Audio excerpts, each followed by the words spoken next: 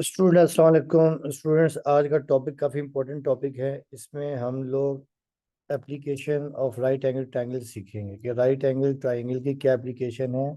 यानी अगर आपको डिस्टेंस फाइंड करना हो, हाइट फाइंड करनी हो, एरियल डिस्टेंस फाइंड करना हो तो कैसे फाइंड करेंगे, ठीक है। अच्छा, डिस्टेंस, हाइट और एरियल डिस्टेंस से पहले एक टॉपिक होता है इसमें जो यूज़ करना है, वो angle of elevation and angle of depression है, ठीक है। तो अब आपने याद रखना है कि एंगल ऑफ एलिवेशन क्या होता है। देखें कि एंगल ऑफ एलिवेशन कि वो तमाम एंगल जो ऑब्जर्वर की आई लेवल से, आई साइड से ऊपर बनते हैं, ठीक है। तो इसकी डेफिनेशन हम ये लिखेंगे, देखें, angle of elevation, angle which form above the eye level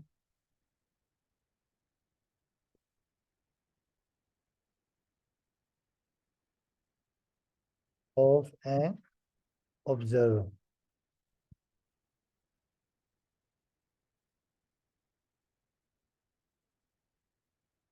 ठीक है बेटा, देखिए कहने का मतलब ये है कि देखिए जैसे आपके पास यहाँ पर एक ऑब्जर्वर है पॉइंट ए के ऊपर, ओ के ऊपर, और यहाँ से आपके पास एक एंगल बन रहा है,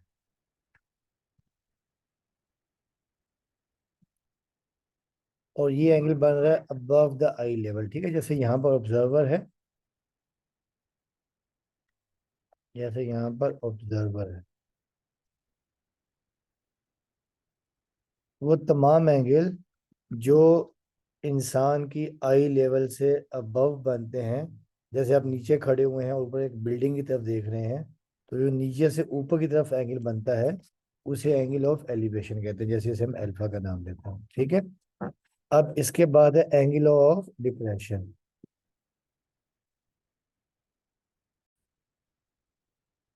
अब देखिए नेक्स्ट है एंगल ऑफ डिप्रेशन। तो बेटा एंगल ऑफ डिप्रेशन क्या होता है कि वो तमाम एंगल जो ऑब्जर्वर की आई लेवल से बिलो यानी नीचे बने।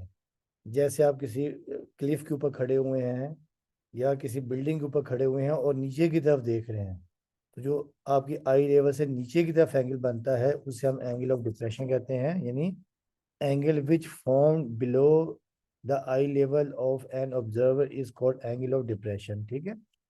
अब फॉर एग्जांपल देखिए, जैसे आप यहाँ पे ऑब्जर्वर है, जैसे ये पॉइंट ओ के ऊपर, ठीक है, और यहाँ वो नीचे की तरफ देख रहा है, तो ये जो एंगल नीचे की तरफ बनेगा इसे हम कहेंगे एंगल ऑफ डिप्रेशन, ठीक है। ये आपने याद रखना है कि आप बिल्डिंग के ऊपर खड़े हुए हैं और नीचे की तरफ देख रहे हैं, वो तमाम एंगल जो नीचे की तरफ देखने से बनते हैं, यानी below the I level of an observer, यानी इंसान की आंख से जो नीचे की तरफ एंगल बनते हैं उसे एंगल ऑफ डिप्रेशन कहते हैं, ठीक है। ये आपने याद रखना है। अच्छा, अब बेटा देखिए यहाँ पे आ रहा है आपके पास डिस्टेंस, हाइट, एरियल डिस्टेंस वगैरह ना। तो आपने क्या करना है कि देखिए जितने भी क्वेश्चंस होंगे आपने एक राइट एंगल ट्रायंगल बनानी, क्या बनानी है, इन तमाम क्वेश्चंस में राइट एंगल ट्रायंगल। देखिए जैसे ये राइट एंगल ट्रायंगल है, यहाँ पे ए सी और ये बी, ठीक है। अब देखिए जब भी डिस्टेंस का जिक्र आएगा आपने ये लेना है, डिस्टेंस का जब भी जिक्र आएगा, दो क्वांटिटीज के दरमियान या दो ऑब्जेक्ट के दरमियान डिस्टेंस, तो आपने ये ए सी लेना है, ठीक है। ए सी आपने डिस्टेंस लेना है,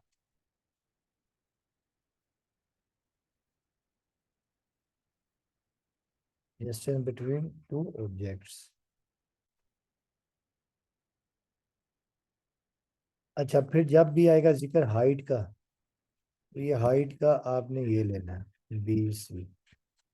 तो हाइट आपने ले लेनी है बी सी, यानी जो हाइट है, जो बी सी है, ये आपने हाइट के लिए यूज करना है,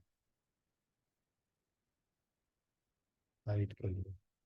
और देखिए जो एरियल डिस्टेंस, जैसे एरोप्लेन जा रहा होता है, जब एरोप्लेन जा रहा होता है तो एरोप्लेन का यानी जो है डिस्टेंस यही बनता है, ठीक है। जैसे आप छत के ऊपर खड़े हुए हैं और आप देखते हैं कि ऊपर एक एरोप्लेन जा रहा है, तो आप जो छत की तरफ, छत से एरोप्लेन की तरफ इशारा करेंगे तो ये बेसिकली ए बी बनता है। या जो लैडर है सीडी जो है, लैडर जो सीडी है वो भी यूं ही बनती है, ठीक है।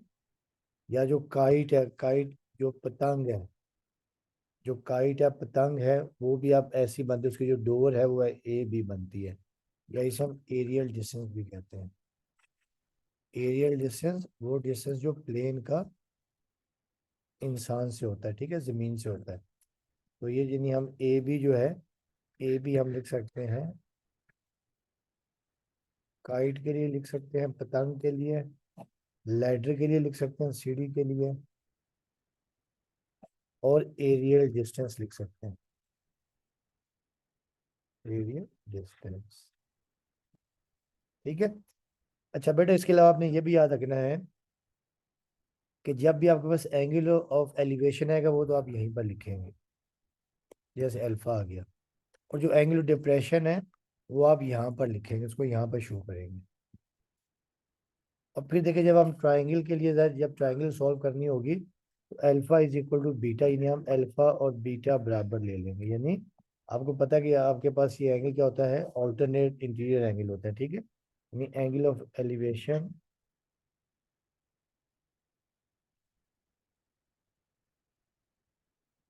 एलिवेशन बराबर एंगल ऑफ डिप्रेशन के।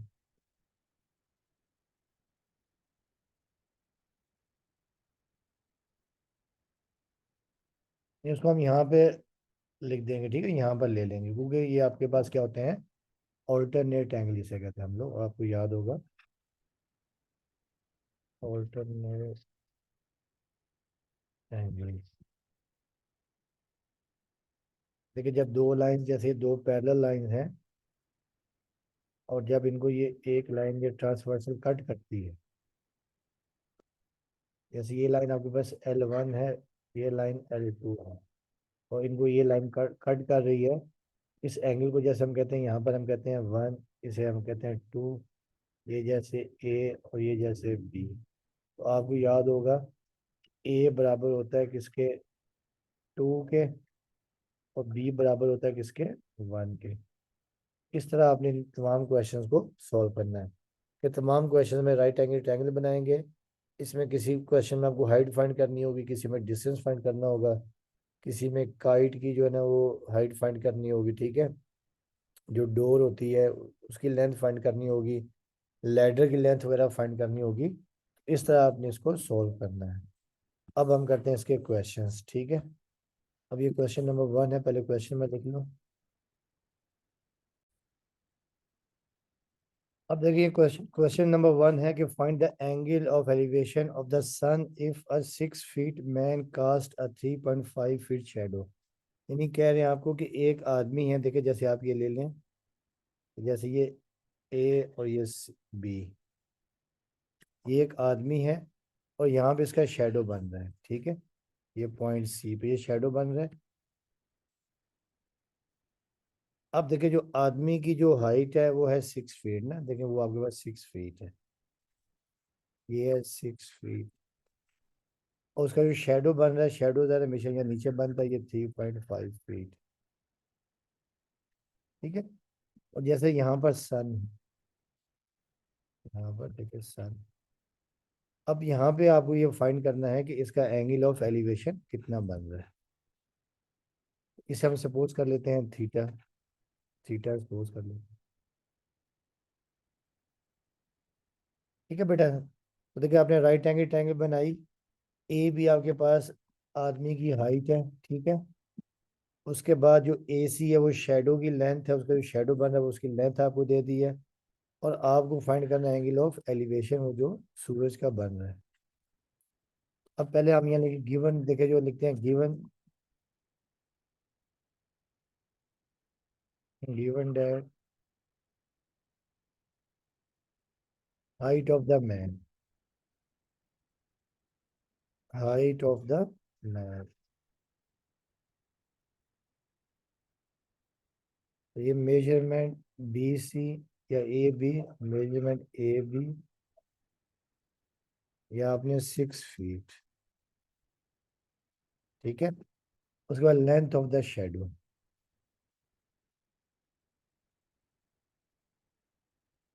Length of the shadow,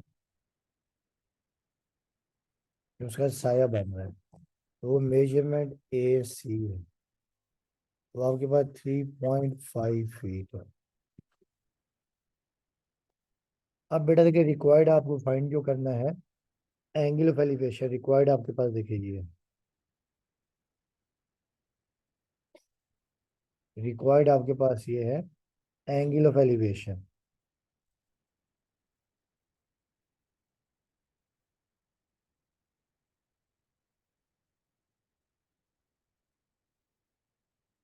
angle of elevation is equal to measurement angle C, इसे हमने थीटा का नाम दिया, ठीक है। अब हम यहाँ करेंगे सॉल्यूशन। ये जब हम सॉल्यूशन करेंगे,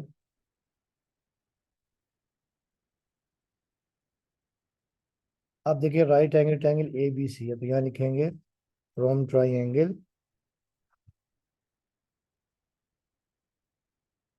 from right triangle A C B, A C B. अब बेटा देखिए, आपको याद होगा, देखिए ये आपके पास टेंजेंट और ये आपको यानी टेन थीटा होता है परपेंडिकुलर ओवर बेस। यानी आपको याद होगा, देखिए एंगल थीटा के सामने ये होता है परपेंडिकुलर, ये होता है बेस, ठीक है। तो परपेंडिकुलर और बेस आपको दिया हुआ है, तो फार्मूला हम यहाँ यूज करेंगे। वी नो दैट देखिए tangent theta is equal to perpendicular over base. अब आप यहाँ लिखेंगे, देखें therefore tangent, tangent theta is equal to perpendicular. तो परपेंडिकुलर आपके पास है measurement A B, measurement A B, और बेस आपके पास है मेजरमेंट ए सी। अब आप इनकी वैल्यू सब्स्टिट्यूट कर दें। टेंजेंट थीटा देखिए परपेंडिकुलर आपके पास है 6 फीट, और बेस आपके पास 3.5 फीट। अब फीट से फीट आप कैंसिल कर दें,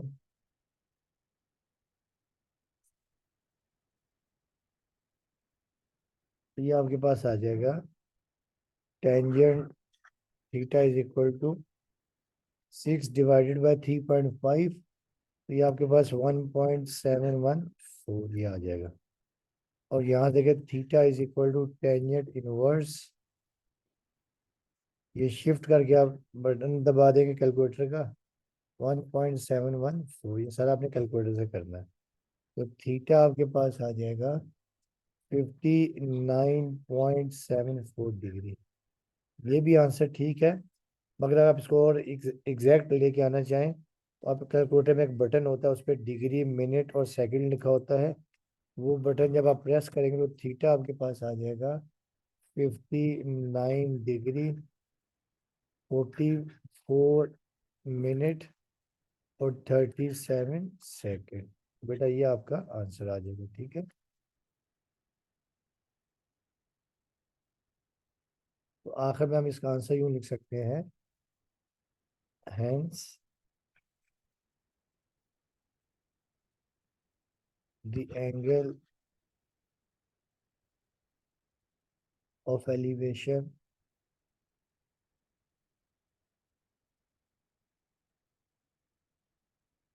ऑफ एलिवेशन ऑफ द सन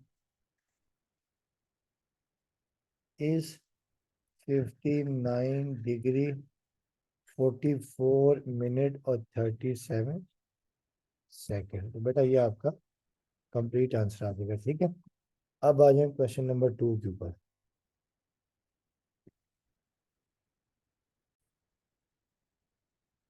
अब देखिए क्वेश्चन नंबर 2 है, a tree cast a 40 metre shadow, ये एक ट्री है, उसका शेडो है 40 metre, when the angle of elevation of the sun is 25 degree, जो सन का जो एंगल ऑफ एलिवेशन है वो 25 डिग्री है, ठीक है। Find the height of the tree, क्योंकि देखिए आपको पता है कि जो सन है वो आई लेवल से ऊपर बनता है, इस वजह से हम इसे एंगल ऑफ एलिवेशन कहेंगे। अब बेटा देखिए पहले स्टेप में तो आपने क्या करना है कि एक राइट एंगल ट्रायंगल बना देनी है, ठीक है। ये आपने राइट एंगल ट्रायंगल बना दी।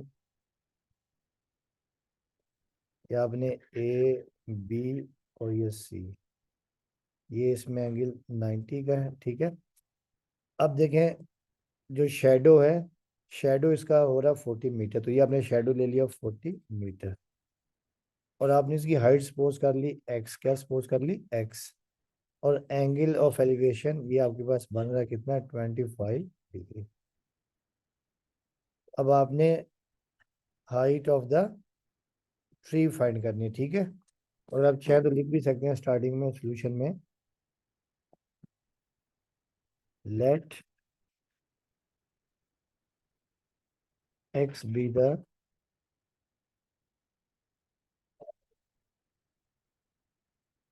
Height of the tree.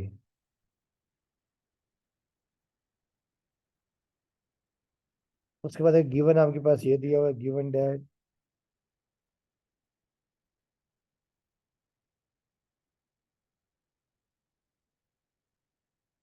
Length of the shadow,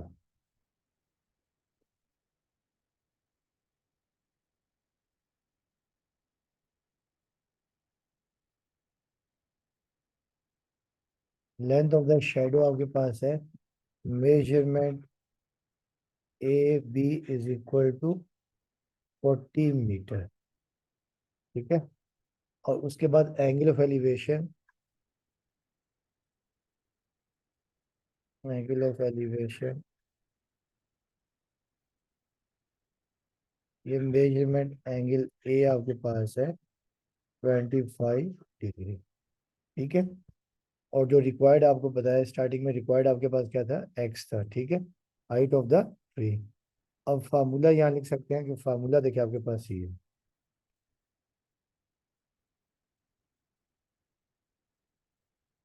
देखिए फार्मूला दोबारा perpendicular over base tangent theta, ठीक है। तो फार्मूला हम यहाँ लगाएंगे tangent theta perpendicular over base. अब देखिए जो राइट एंगल ट्रायंगल आपके पास ए बी सी है, तो यहाँ पर देखें therefore tangent angle A is equal to perpendicular आपके पास है B C, perpendicular B C है, और बेस आपके पास ए बी है। अब देखिए टेंजेंट एंगल ए आपके पास 25 डिग्री, और बी सी हमने सपोज किया है एक्स, बी सी हमने सपोज किया है एक्स, और ए बी आपके पास है 14 मीटर, ठीक है। अब देखिए यहाँ क्रॉस मल्टीप्लाई करा देंगे, tangent 25 degree multiply by 14 metre is equal to x. अब हम टेंजेंट 25 की वैल्यू निकालेंगे, ठीक है। देखिए टेंजेंट 25 की वैल्यू ये आ रही है 25, और ये टेंजेंट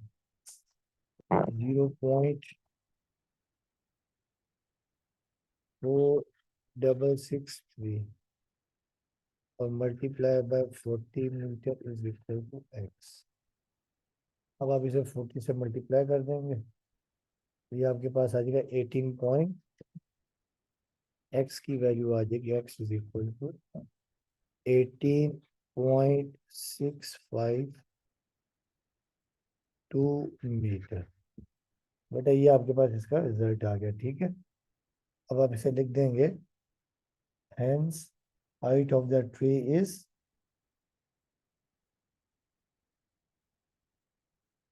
18.65 मीटर। अब इसका आंसर यूँ लिख देंगे, hence height of the tree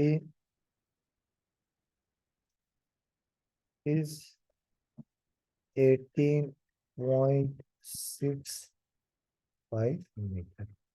बेटा ये क्वेश्चन नंबर 2 था।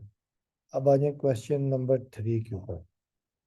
क्वेश्चन नंबर 3 पर लिख लेते हैं, उसके बाद इसको डिस्कस करते हैं।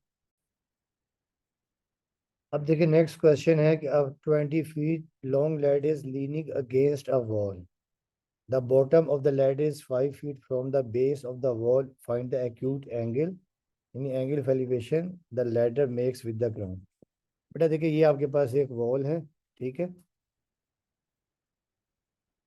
कि जैसे आपके पास एक वॉल है, इसे मैं बी और सी का नाम दे रहा हूँ। ठीक है, ये आपके पास ग्राउंड है, ये आपके पास ग्राउंड है। ठीक है, और एक सीढ़ी आप यूं लगा रहे हैं, ये आपके पास लैडर है। लेकिन सीढ़ी ग्राउंड के साथ यूं ही लगाई जाती है। ठीक है, ये एंगल 90 का एंगल बना रही है। ये आपके पास वॉल है बी सी, ये ए बी, ये ग्राउंड है। और जो लैडर आपके पास ए सी है, ये आप लगा रहे हैं वॉल के साथ। और जो लैडर की लेंथ आपके पास है 20 फीट। ये 20 फीट आपके पास लैडर है। ठीक है, the bottom of the ladder is 5 feet from the base of the wall. लेकिन ये बेस का वॉल है और ये लैडर का बॉटम है। तो लैडर के बॉटम के दरमियान और वॉल के बेस के दरमियान जो डिस्टेंस है वो 5 फीट है।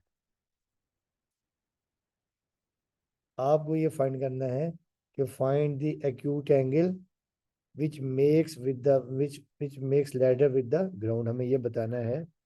इसे जैसे मैं थीटा का नाम दे देता हूँ। हमें ये एंगल ऑफ एलिवेशन बताना है कि जो लैडर ग्राउंड के साथ, जमीन के साथ बना रही है। ठीक है, अब हम इसका डेटा लिखते हैं। गिवन आपके पास ये है,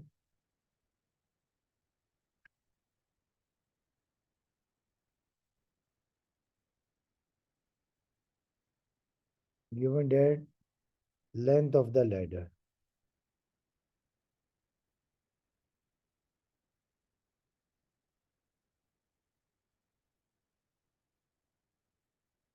लेंथ ऑफ द लैडर ये आपके पास है A C is equal to 20 feet. ठीक है, 20 फीट।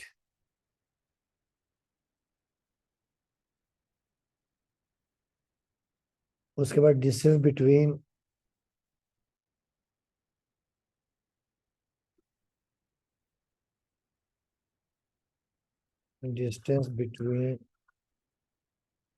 लैडर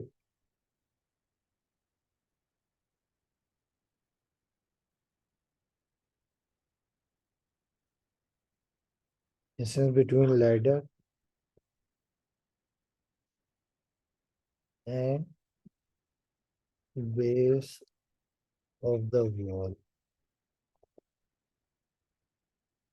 ये आपके पास A B is equal to 5 feet. ठीक है, अब रिक्वायर्ड हमने फाइंड ये करना है। रिक्वायर्ड हम यहाँ लिखेंगे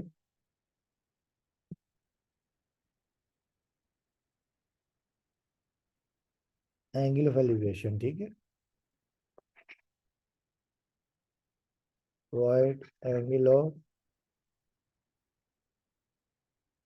एलिवेशन, इसको हमने थीटा का नाम दिया। किसका नाम दिया? थीटा का। अब जब हम यहाँ सोल्यूशन करेंगे,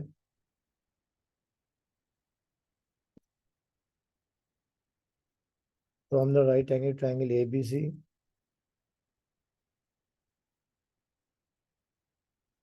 from the right angle triangle B A C. अब बेटा यहाँ देखिए फार्मूला लग रहा है cos थीटा। cos थीटा होता है बेस ओवर हाइपोटेन्यूज। तो we know that cos theta या cos angle A is equal to base over hypotenuse. अब यहाँ पे हमने एंगल ए लिया है थीटा, बेस आपके पास है ए बी, और जो हाइपोटेन्यूज है वो आपके पास ए सी। ठीक है, अब आप यहाँ पर वैल्यू सब्स्टिट्यूट कर दें। cos theta is equal to base, देखिए बेस आपके पास है 5 फीट और हाइपोटेन्यूज आपके पास है 20 फीट।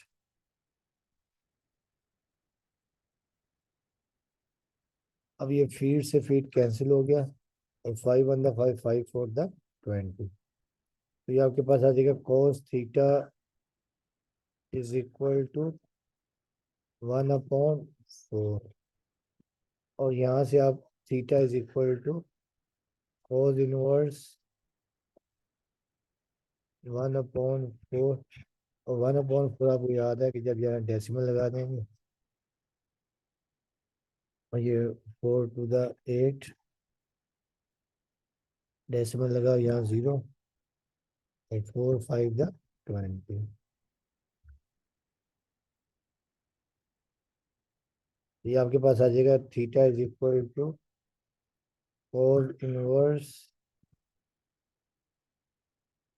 0.25,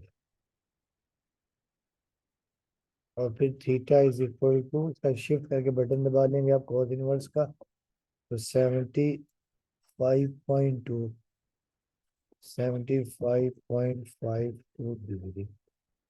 और फिर देखिए जब आप इसको मिनट और सेकंड में लेके आएंगे कैलकुलेटर पे, आपके पास ये ऑप्शन होता है, एक बटन होता है, उसके ऊपर डिग्री मिनट और सेकंड लिखा होता है। तो थीटा आपके पास आ जाएगा 75 डिग्री 31 मिनट 1 डैश और 21 सेकेंड्स 2 डैश। ठीक है, तो ये आपका रिजल्ट आ गया। अब आप यहाँ लिख सकते हैं hence the angle of elevation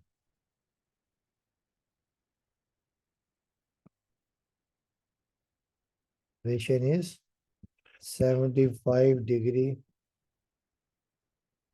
31 minute और 21 सेकेंड्स।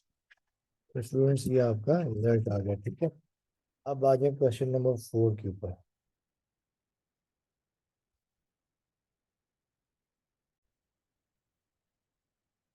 तो ये क्वेश्चन नंबर 5 है, the base of a rectangle is 25 feet, यानी एक रेक्टेंगल है उसका बेस 25 फीट है। अब देखिए रेक्टेंगल आपके पास ये रेक्टेंगल की शेप होती है, तो मैं रेक्टेंगल बना रहा हूँ। ठीक है,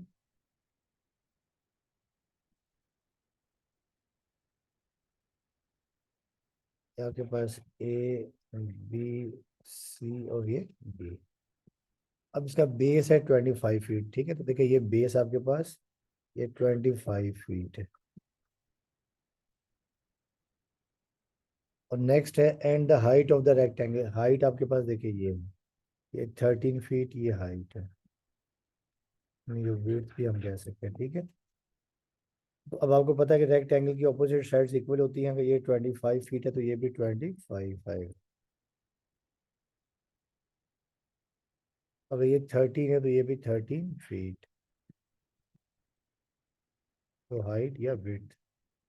तो कहते हैं find the angle that the diagonal of the rectangle makes with the base. But आपको याद होगा रेक्टेंगल डायगोनल क्या होता है कि जो दो ऑपोजिट साइड्स को, दो ऑपोजिट वर्टिसेस को ज्वाइन कर दें तो ये डायगोनल बन जाता है। ठीक है, तो हमें ये बताना है कि जो डायगोनल है ये बेस के साथ क्या एंगल बना रहा है। इस एंगल को हम सपोज कर लेते हैं थीटा, तो ये होता है डायगोनल। अब देखिए पहले स्टेप में तो जो आपको गिवन दिया हुआ है, गिवन आपके पास ये है, यहाँ लिख लें गिवन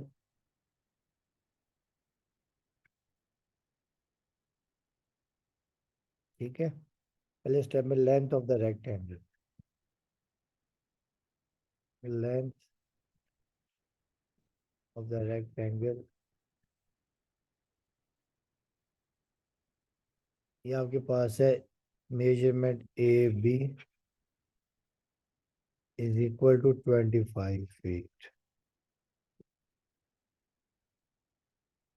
ठीक है, उसके बाद विड्थ या जो हाइट है,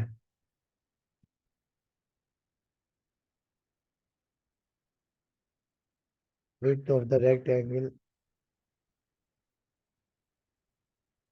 measurement B C is equal to 13 feet. बेटा ये गिवन है आपके पास। ठीक है, अब आपको जो फाइंड जो रिक्वायर्ड है वो आपने एंगल ऑफ एलिवेशन फाइंड करना है। ये रिक्वायर्ड आपके पास ये है, द एंगल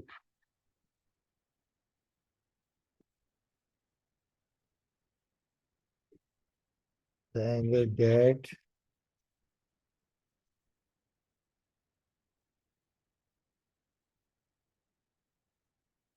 Daniel makes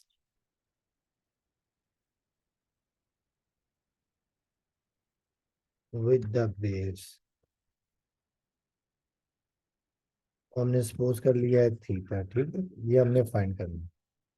अच्छा अब बेटा देखिए यहाँ पर ना आपके पास एक बार नहीं राइट एंगल ट्रायंगल, अगर आप चाहे ना देखिए इसको यूं देखिए, ये आपके पास right angle triangle A B C बन गई, ठीक है, ये right angle triangle A B C बन गई है। तो यहाँ भी हम यूज कर देंगे, देखें ये आपके पास थीटा के सामने परपेंडिकुलर और ये बेस है, तो यहाँ पे हम फार्मूला यूज कर देंगे टेंजेंट थीटा।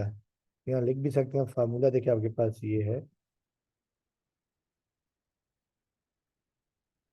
आपको याद होगा जब भी टेंजेंट थीटा यूज करते हैं तो परपेंडिकुलर और बेस आपको पता होना चाहिए।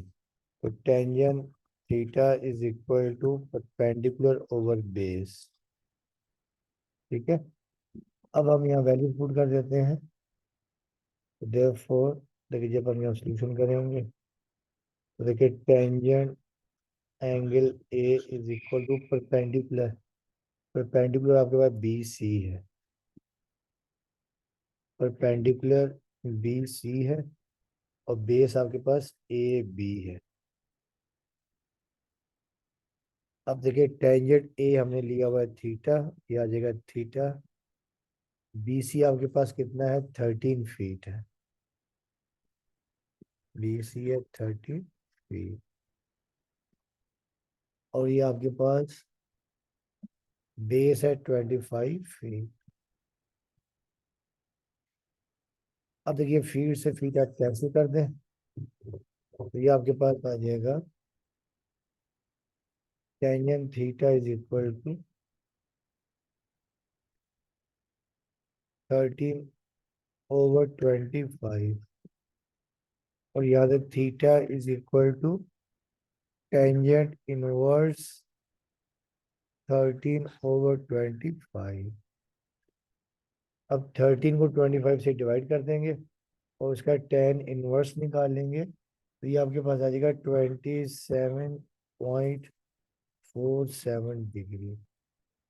और फिर देखिए जब आप इसे डिग्री मिनट और सेकंड में लेके आएंगे, ये आपके पास आ जाएगा 27 डिग्री, ये आपने कैलकुलेटर से ही करना है, 28 मिनट और 28 seconds.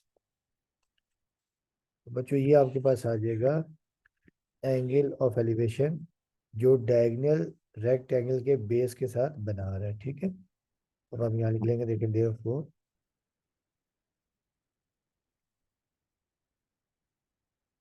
Angle that the diagonal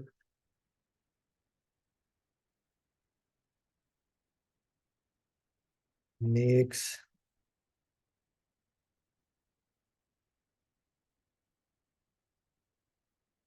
with the base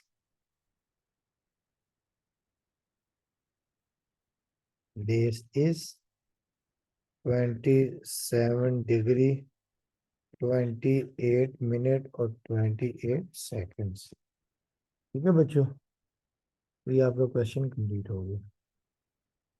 अब हम करते हैं क्वेश्चन नंबर 5।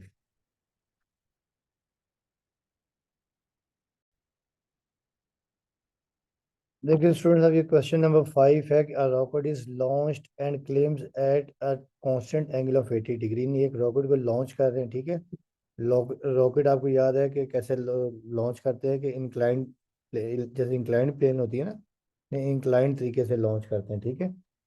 या 90 की डिग्री से भी कर सकते हैं, मगर ये रॉकेट को 80 के डिग्री से लॉन्च कर रहे हैं। तो find the altitude of the rocket after travels 5000 metre, यानी एल्टीट्यूड मतलब आपने रॉकेट की हाइट फाइंड करनी है, ठीक है ना। तो देखिए जैसे फॉर एग्जांपल कई दफ़ा जैसे आप काइट उड़ाते हैं तो जो काइट की डोर होती है वो तो आप यानी आपसे और जो है ना काइट तक होती है, मगर अगर काइट से बिल्कुल आप परपेंडिकुलर लाइन ड्रॉ कर देंगे तो हाइट या एल्टीट्यूड हो जाएगा। अब देखिए आपके पास ये आपके पास रॉकेट है, ठीक है। अब देखिए जैसे ये आपके पास सबसे पहले ये आपके पास हाइट है, ये ले रहा हूँ मैं हाइट, राइट एंगल ट्रायंगल बना देंगे बी और सी, और यहाँ से आप रॉकेट लॉन्च कर रहे हैं, ठीक है, यहाँ से रॉकेट लॉन्च कर रहे हैं 80 की एंगल से, जैसे ये 80 का एंगल। तो ज़रा ये डिस्टेंस भी हम देख लेंगे कि आपके पास रॉकेट से लेके उसके एल्टीट्यूड तक का जो डिस्टेंस है, नहीं जो आप वहाँ से ऊपर से जो हाइट देखेंगे नीचे ज़मीन तक, वो आपके पास वो एल्टीट्यूड हो जाएगा। अब जो रॉकेट है, रॉकेट की जो हाइट है, वो जो रॉकेट जो डिस्टेंस ट्रेवल कर रहा है वो 5000 मीटर कर रहा है, ठीक है। तो रॉकेट जो है वो डिस्टेंस कवर कर रहा है 5000 मीटर, नहीं ये आपके पास ये रॉकेट डिस्टेंस कवर कर रहा है 5000 मीटर। और आपको ये फाइंड करना है उसने कितनी जो डिस्टेंस तो कवर कर लिया 5000, हमें ये फाइंड करना है कि वहाँ से रॉकेट की हाइट कितनी है यानी ज़मीन तक। तो ये हमें एल्टीट्यूड फाइंड करना है, इसे हम एक्स का जैसे नाम दे देते हैं। तो ये हमें बी सी फाइंड करना है। अब हम यहाँ लिखते हैं गिवन में, गिवन डेट, देखिए पहले स्टेप में distance travel by, distance travelled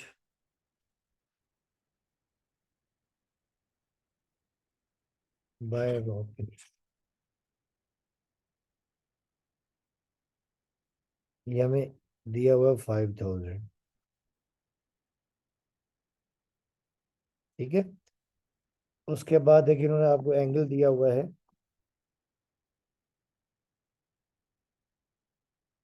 angle of elevation,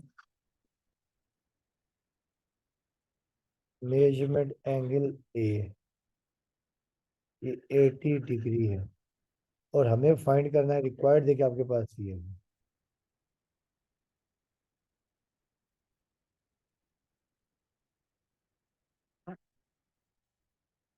height of the rocket, height मतलब altitude,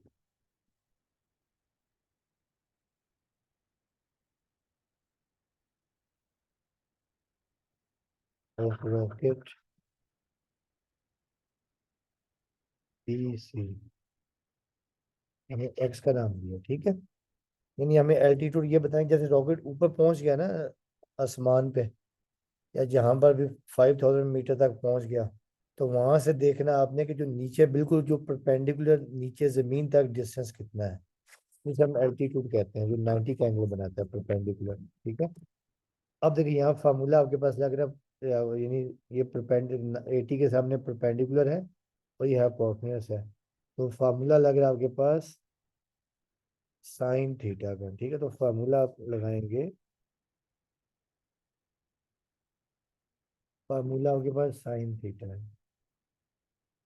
we know that sin theta is equal to perpendicular over hypotenuse, ठीक है। अब आप यहाँ वैल्यूज पुट कर दें, therefore sin measurement angle A, perpendicular आपके पास है बी सी है, और हाइपोटेन्यूज ए सी। अब आप वैल्यू सब्स्टिट्यूट कर देंगे, साइन मेजरमेंट एंगल ए आपके पास 80 डिग्री है, बी सी हमने एक्स फाइंड करना है, और हाइपोटेन्यूज आपके पास 5000 मीटर,